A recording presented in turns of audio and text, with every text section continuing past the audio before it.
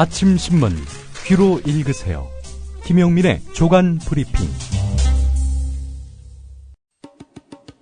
부모라면 자녀를 위해 꼭 설치해야 할 어플이 있습니다. 학교 폭력 등 자녀의 위험 징후를 미리 감지하여 부모님께 다 알려주는 자녀 보호 어플 스마트 보디가드. 자녀의 학교 폭력 징후, 심각한 고민, 실시간 위치, 유해 컨텐츠를 24시간 감지하여 다 알려드립니다. 미리 알면 안심할 수 있습니다. 부모라면 부모님께 다 알려주는 자녀 보호 어플 스마트 보디가드 하세요. 구글 스토어에서 스마트 보디가드를 검색하세요. 네, 오늘 아침 신문들 살펴보는 시간입니다. 김용민 PD와 함께합니다. 안녕하세요. 네, 안녕하십니까. 어떤 뉴스부터 보겠습니까? 자, 저희가 중요 뉴스를 앞에서 다 다루다 보면은 뒤에 가서 소개를 못 해드리는 기사들이 많습니다. 그래서 그럴까봐 오늘은 이 윤석열 이 전 수사팀장 관련한 소식은 이 소식부터 전해드리고 난 다음부터 전해드리겠습니다. 네, 그러시죠. 박근혜 정부가 장애인 연금 공약도 파기했다는 한겨레 일면 기사입니다. 기초연금 공약 파기에 이어서 지난 대선 당시에 모든 중증장애인에게 현재의 2배를 지급하겠다라고 약속한 박근혜 대통령의 장애인 연금 공약도 최종 파기된 것으로 확인됐다는 겁니다. 한겨레 취재 결과인데요. 보건복지부가 지난달 입법 예고했던 장애인 연금법 개정안을 보면은 장애인 연금을 소득 하위 70%에게만 주겠다고 못 받고 있습니다. 이것만 보더라도 공약은 이미 파기된 것이다 할 수 있겠습니다. 이에 대해서 민주당 김용익 의원은 장애인은 더부살이 인생이 아니다. 공약대로 모든 중증장애인으로 대상자를 늘려야 한다 이렇게 주장을 했는데요. 복지부 관계자는 현재로서는 개선할 계획이 없으며 개선할 사항이 오더라도 기초연금과 연동해서 바꿔가야 할 것으로 한다 이렇게 말을 했습니다. 개선 사항이라면 공약 이행이죠. 지금의 정책에서 개선을 해야 사실은 박근혜 정부의 공약이 완수되는 셈이 되는데 개선할 계획이 없다 이렇게 밝히고 있으니 앞으로도 모든 중증장애인에게 현재 2배 되는 장애인 연금을 지급하겠다는 약속은 앞으로도 지켜지지 않을 것으로 보입니다. 공약은 이로써 파기됐습니다. 네. 윤석열 전 수사팀장의 어제 폭탄 발언들, 이로 인한 파장들 지금부터 집중적으로 살펴보도록 하겠습니다. 경향신문 1면부터 보겠습니다. 자, 윤석열 전 수사팀장, 이분이 지금 여주지청장 아닙니까? 예. 이분은 지난 17일 국정원 직원들에 대한 압수수색 체포에 앞서서 지난 15일 밤에 조영곤 서울중앙지검장의 집으로 수사 상황을 정리한 보고서를 들고 가 보고했다 이렇게 말했습니다. 서울중앙지검장이 검사장이면서 아울러 이제 수사를 총지휘하는 그런 입장 아니겠습니까? 그래서 이제 압수수색 체포를 하겠다 이런 취지의 말도 하려고 이제 간 건데, 자, 거기 가서 이제 얘기를 했다는 거예요. 그렇게 하겠다고. 그런데 이제 이 조영곤 서울중앙지검장은 아니 이거 사무실 와서 얘기해야지 왜 집에 와서 그런 얘기를 하느냐 이렇게 얘기하는 거 아니겠습니까? 근데 이 부분에 대해서 윤석열 여주지청장은 아유 내가 지금 근무하는 곳이 여주인데 근무 시간에 여주에서 와가지고 서울로 와서 이렇게 보고하는 것은 쉽지 않다. 그래서 밤에 찾아간 것이다 이렇게 이야기를 또 하고 있는데요. 자, 그런데 하여간 밤에 찾아갔더니 이 조영곤 지검장이 경로를 했다는 겁니다. 경로. 그러더니 야당 도와줄 일이 있느냐? 수사의 순수성을 의심받는다. 내가 사표를 쓴 다음에 수사하라 이렇게 말을 했다는 겁니다. 예. 자, 그래서 이제 윤석열 전 팀장은 이 조영곤 서울중앙지검장의 말을 듣고는 이 지검장을 모시고는 더 이상 수사를 끌고 가기 어렵겠다 이렇게 판단했다고 어제 국회에서 어제 서초동 서울고등검찰청에서 열린 국회 법사위 국정감사에서 이렇게 밝혔습니다. 자, 이 부분과 관련해서 일단 어마어마한 그런 파장이 지금 제기되고 있는데요. 자, 그러면서 윤석열 전 팀장은 조영곤 지검장이 수사팀 소속 박형철 부장을 통해 나에게 직무에서 손 떼라. 국정원 직원들 빨리 석방시키고 압수물도 돌려주라. 이렇게 지시를 했다고 또 폭로를 했습니다. 자, 이게 참 이 내용만 보더라도 최소한 조영곤 서울중앙지검장이 수사를 방해했다. 이렇게 판단할 수 있는 충분한 근거가 이제 나오게 된 것입니다.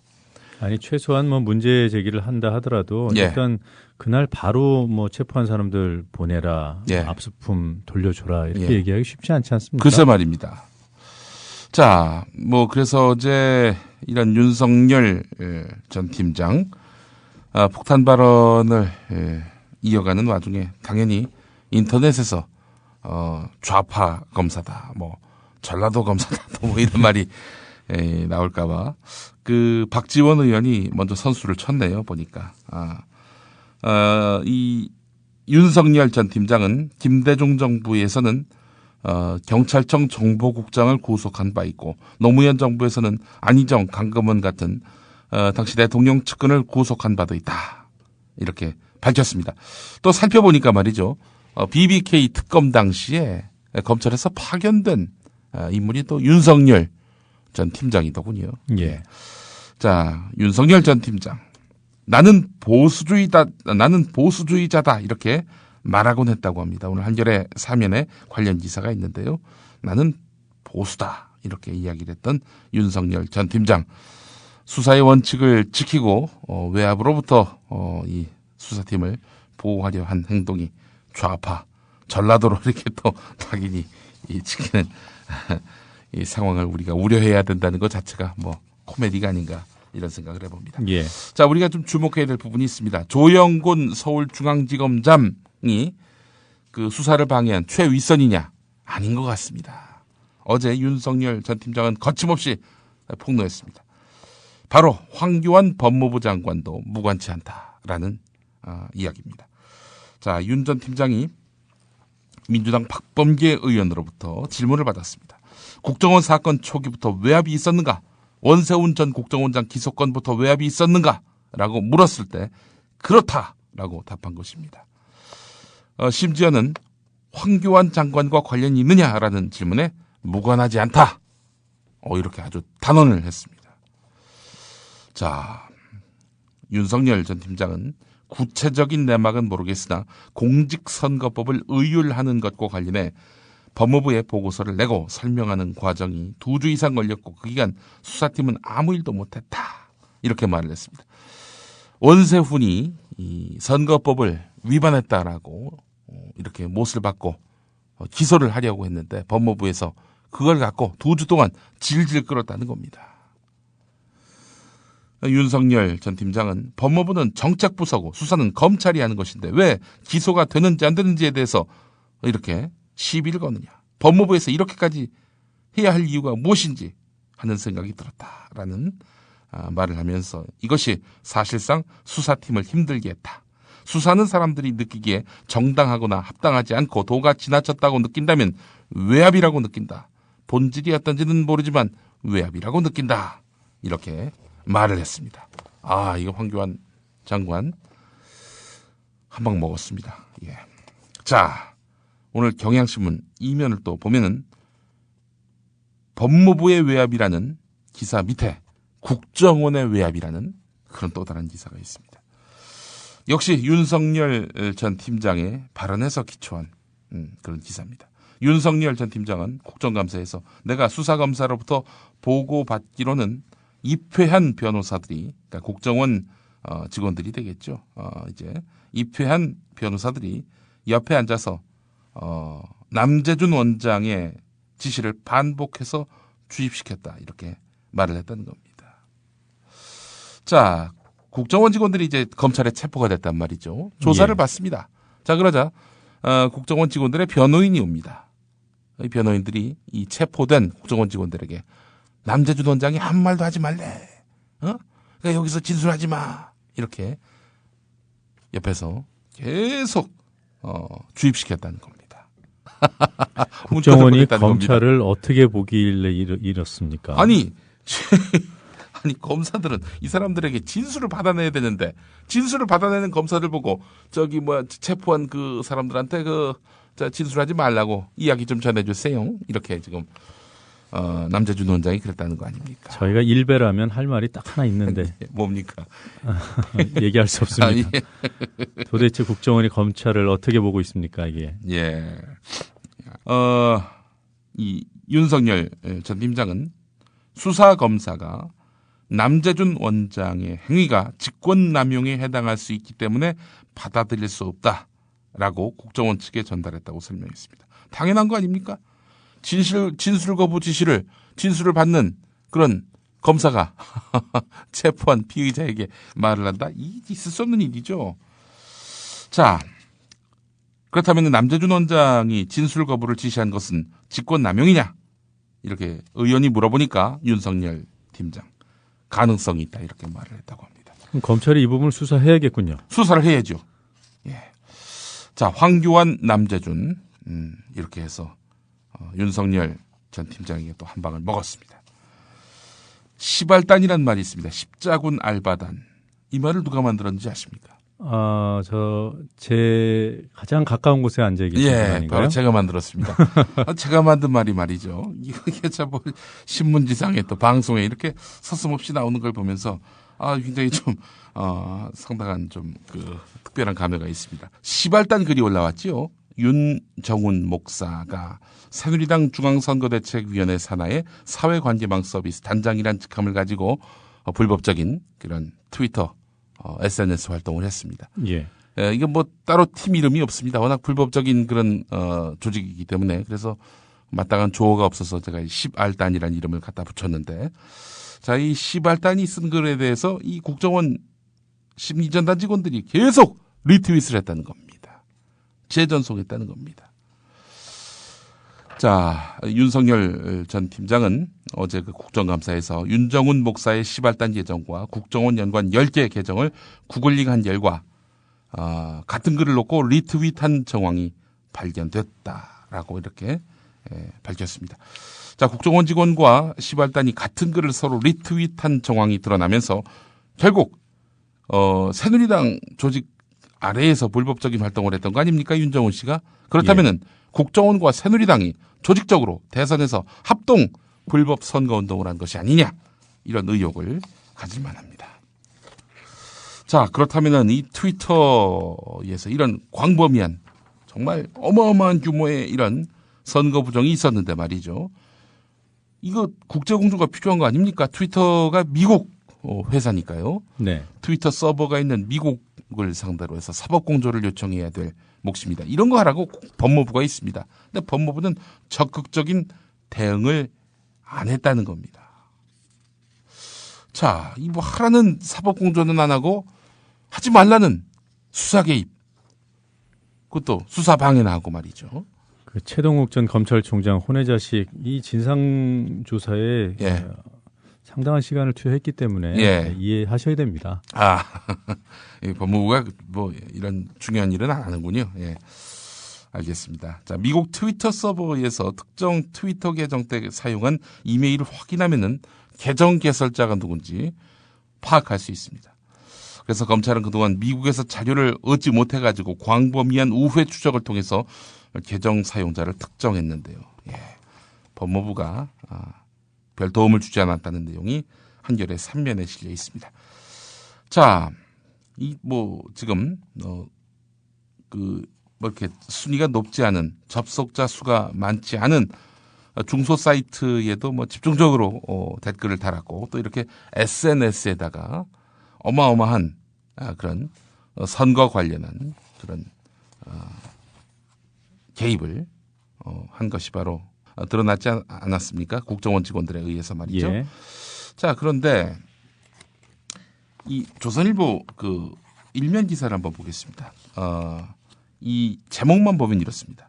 윤석열 포털에도 국정원 대선 개입 의혹 댓글 많지는 않아. 이게 본질이 굉장히 많이 다른 제목입니다. 네, 희석이 된 제목이군요. 이 포털은 아시겠습니다만 네이버나 다음이나 뭔 댓글 작업, 뭐 무슨 글을 썼단 말이죠. 근데 탈퇴하면요, 그 글도 다 지워집니다. 확인을 할 수가 없어요. 네이버나 다음 이 서버를 압수수색해야 찾아낼지 말지 알 수 있는데 뭐 압수수색한 적도 없었던 것 같고요. 자, 그렇다면은 그 사이에 광범위하게 삭제했다는 그런 정황들이 있지 않습니까?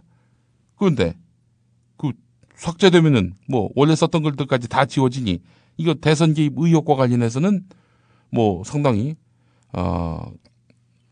광범위했을 것이다라는 추정만 할 수 있을 뿐이지 실제로 그런 그 대선 개입 의혹 댓글이 있었다라는 것들을 확인할 길이 없는 겁니다.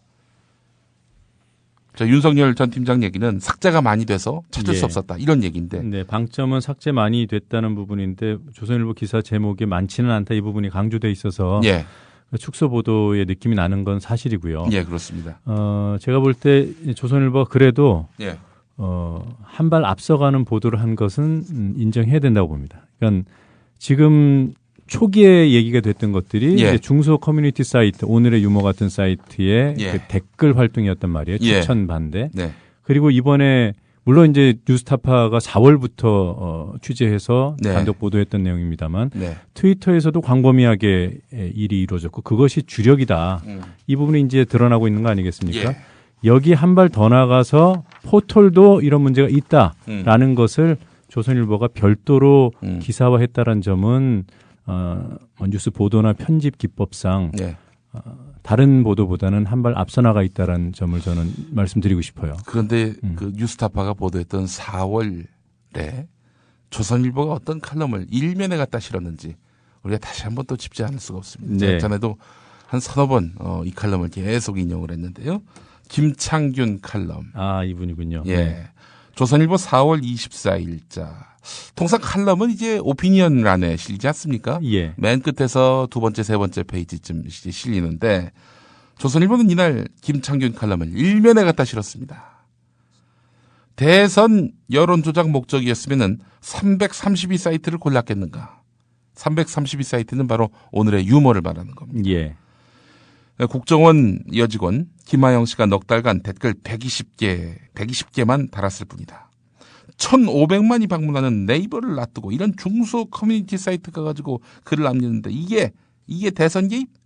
댓글 120개로 대선 결과가 바뀌었다? 야당은 국민을 얼라 취급하는 셈이다. 이렇게 김창균 부국장은 아주 자신 있게 일면과 이면에서 이런 주장을 펼쳤습니다. 독자를 얼라 취급한 거죠. 독자를 얼라 취급했습니다. 지금 돌이켜보면은 지금 국정원 여직원 혼자 댓글 120개 달고 332사이트에서만 활동했다.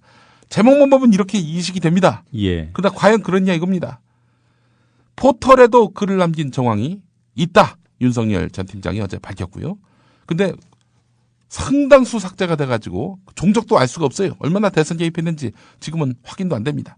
그리고 중소 커뮤니티 사이트뿐만 아니라 트위터 같은 SNS에서도 수만 건에 이르는 선거 개입을 했다. 이런 점을 감안해 본다면 이 김창균 칼럼은 정말 사과의 글이라도 올려야 될 이런 그 아주 부끄럽기 짝이 없는 칼럼일 수밖에 없는 겁니다. 우리 청취자분들 오해하실까 봐 제가 한 말씀만 더 드리면 오늘자 기사 조금 전에 문제 제기하셨던 많지는 않아 포털에도 많지는 않아 이거 이 기사를 제가 옹호하려는 것은 아니고요. 그럼요. 그러니까 편집 기법상 포털을 지금 건드려 주는 것이 다른 보도보다 한 발 앞서 나가는 것은 사실인데 조선일보가 이런 보도를 왜 하냐.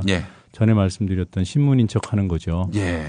그럼에도 불구하고 뒤에 많지는 않아라는 이 부분이 들어간 것은 조선일보의 본질을 다시 한번 보여주는 부분이고요. 이렇게 정리할 수 있겠습니다. 그렇습니다. 자, 트위터 글이 과연 대선에 영향을 미쳤을까? 오늘 한국일보가 이면에 관련 기사를 실었는데요.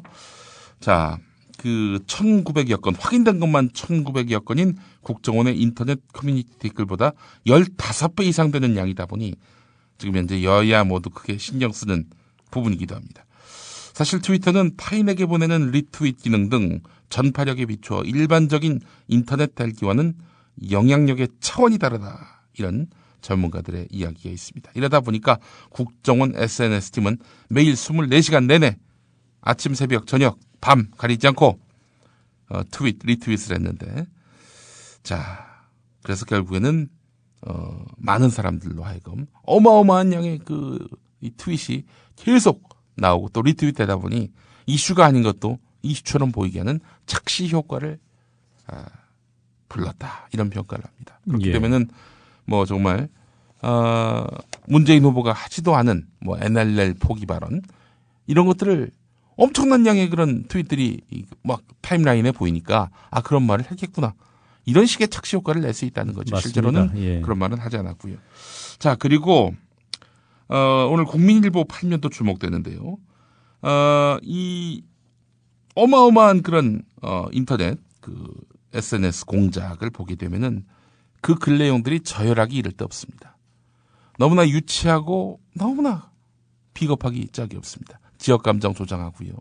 또 야당 후보에 대해서 뭐 정말 편하게 모략을 일삼는 그런 내용들인데, 이것도 일종의 전략이라는 겁니다.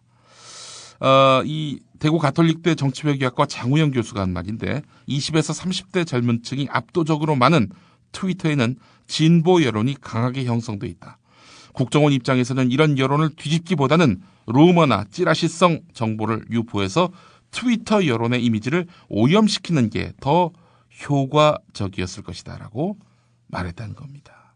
그러니까 이제 SNS는 저질이다, 이런 식으로 각인시키기 위해서 비방과 욕설로 도배했다는 겁니다. 이로써 사람들로 하여금 트위터에는 가지 않게끔 하려는 것이죠. 저도 작년에 총선 과정을 겪으면서 어마어마한 비방성 트윗들을 보게 됐는데, 이게 도대체 한두 사람이 만든 것 같지 않다, 뭔가 조직적인 움직임이 있다라고 판단을 했는데요. 저 좀 한번 상세히 살펴서 이 국정원이 개입됐는지 저도 한번 따져볼까 합니다. 오늘 조선동아일보의 이런 보도 내용들에 대해서도 제가 좀 소개를 해드릴 필요가 있습니다. 오늘 조선동아는 지금 궁지에 몰린 박근혜 정부를 위해 어떤 식으로 봉사하느냐, 검찰이 내분에 휩싸였다, 이런 식입니다. 항명사태라고 조선일보는 규정했습니다. 한상대 총장 퇴진 때 시작된 검찰 내분, 1년 만에 또 항명사태로 이어졌다. 한상대 총장을 몰아낸 특수부 출신들, 최동욱 총장이 되니까 힘이 실렸다. 그러니까 최동욱 총장도 특수부 출신 아닙니까?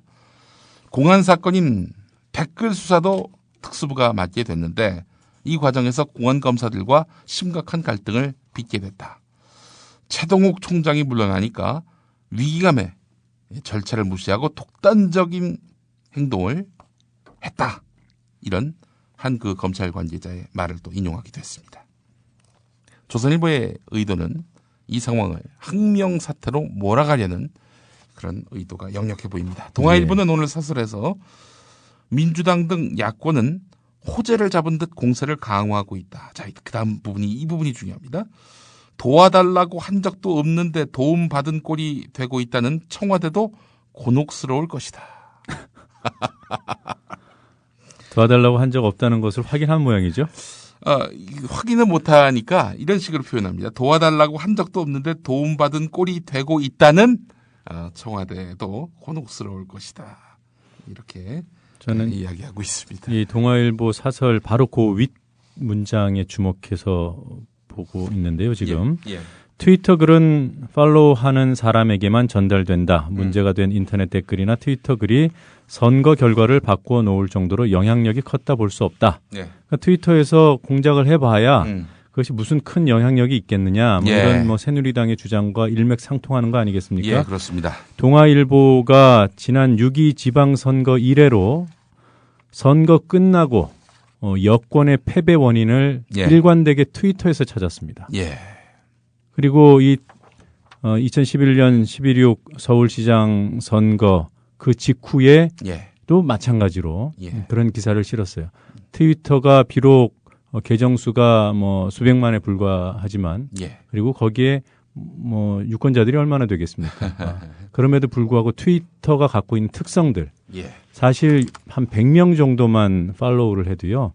그 사람 타임라인에는 웬만한 글들이 다 올라옵니다. 얽히고 설켜 있는 다층 네트워크 구조인 트위터에 대해서 모르고 썼다면 논설위원 자격이 없는 것이고요. 알고도 썼겠죠, 이런 글을. 알고도 썼기 때문에 논설위원이 된 것이 아닌가. 아, 그렇군요. 네, 오늘 여기까지 해야 될 것 같습니다. 뭐 앞서서 이 기사를 소개해드리고 싶었는데 또 불거진 청계재단 문제. 이거 예. 사실 꼭 그냥 짚어야 할 텐데 말이죠. 제목만 좀 간단하게 소개를 해드릴까요? 예. 뭐 잘 아시겠습니다만은 청계재단이 어떻게 생겼는지 여러분 잘 아실 겁니다. 이명박 대통령이 하여간 BBK 의혹과 관련해서 어마어마한 그런 질타와 의심을 받을 때 그때 전 재산을 사회에 내놓겠다라고 해놓고 1년인가 2년 지나서 뭐 그냥 떠밀리다시피 해가지고 택한 것이 바로 장학재단 만들겠다 이거 아닙니까? 자, 근데 장학재단을 만들었는데 이게 어떻게 된 게 장학 사업을 잘 안 해요. 네. 그래서 오늘 한국일보가 6면에서 청계재단은 MB의 개인금고 아니냐. 개인금고라면은 이거 사회 헌납이 아니죠. 예. 네, 이 기사는 좀 찾아서 한번 꼼꼼히 보시기 바라고요. 예. 네, 수고하셨습니다. 윤석열 팀장으로부터 국정원 문제 수사에 대한 또 공소장 변경에 대한 보고 받으셨죠? 진상조사가 진행되면은 거기에 대해서 저도 분명히 말씀을 드릴 겁니다. 됐습니다. 윤석열 팀장 좀 나오세요. 윤석열 팀장은 국정원의 SNS 트위터 문제를 발견하고 중앙지검장에게 보고하셨죠? 했습니다. 네. 작심한 듯 윤석열 17일 날 국정원 직원들을 체포해서 조사를 하던 중에 직원들을 빨리 돌려보내라는 지시가 계속 내려와서 즉각 신병을 석방하라, 압수물을 돌려줘라 이런 것만 보더라도 이것이 왜 긴급하게 수사를 하지 않으면 안 되는지 6만 개 가까운 이 트윗글에 대해서 수사를 하는데 이거는 신속한 체포 아니면 수사를 할 수가 없습니다. 제가 여주에 있기 때문에 서울에 근무를 하지 않으니까 사무실에서 할 수가 없었기 때문에 밤에 찾아뵌 거고요. 거기에 대해서 지검장이 뭐라고 답변했나요? 이렇게 된 마당에 사실대로 다 말씀을 드리겠습니다. 일단 처음에 좀 경로를 하셨습니다. 그리고 야당 도와줄 일이냐, 야당이 이걸 가지고 정치적으로 얼마나 이용을 하겠냐, 정하려고 그러면 내가 사표 내면 해라, 이런 말씀을 하시길래 저는 이게 검사장님 모시고 이 사건을 계속 끌고 나가기는 불가능하다는 판단을 했습니다. 윤석열 팀장의 이 말에 민주당 대변인 반응. 얼마나 강력한 외압이 있었기에 서울중앙지검 검사장이 검사로서 최소한의 양심과 자존심마저 내버리고 후배의 수사까지 가로막았을까 싶습니다. 민주당은 서울중앙지검 검사장마저 꼼짝 못하게 할 거악이 배후에 있을 것이라는 것을 확신합니다. 그 거악 세력이야말로 최동호 검찰총장을 찍어내고 국정원 수사를 방해하며 윤석열 특별수사팀장을 수사에서 배제시킨 실체이자 외압의 몽둥임을 확신합니다. 한방 먹은 검사장. 그러니까 조영곤 서울중앙지검장. 정식 보고는 사무실에서 이루어지는 것입니다. 그렇고 그다음에 무슨 경로를 했다고 그러는데 제가 거기서 경로를 할 사람이 아닙니다. 이렇게 이 항명이라는 모습으로 가리라는 상상도 하지를 못했습니다. 국정원 여직원 인권침해 운운하며 댓글 사건에 물타기하던 새누리당. 윤석열 팀장의 돌직구에 대해 맥 빠진 돌던지기 정도만. 지금 현재 윤석열 지점장 하는 것은 항명이고 하극상입니다. 하극상. 새누리당 너무 그러지 말아요. 윤석열 검사는 한때 당신들 입맛에 맞았던 분 아닙니까? 이명박 당선인과 관련된 각종 의혹을 조사할 BBK 특검팀이 편판식을 갖고 수사에 돌입했습니다. 파견검사 10명은 박정식 인천지검 특수부장과 윤석열 대검 중수부 연구관 등 특수수사 경험이 많은 검사들로 채워졌습니다. BBK 수사 당시 이명박 씨에게 면죄부를 준 특검 수사팀의 일원이었고요. 강금원 씨를 구속한 사람이기도 했는데 윤석열 팀장은 전직 모 대통령에게 심한 표현을 한 적도 있고 김대중 정부에서는 경찰청 정보국장을 구속한 바도 있고 노무현 정부에서는 안희정, 강금원 등 노무현 대통령의 측근을 구속한 바도 있죠. 사실입니다. 네. 그런데 지금 좌파 검사다, 친민주당이다 하는 비판을 받는 것에 대해서 억울하게 생각하죠.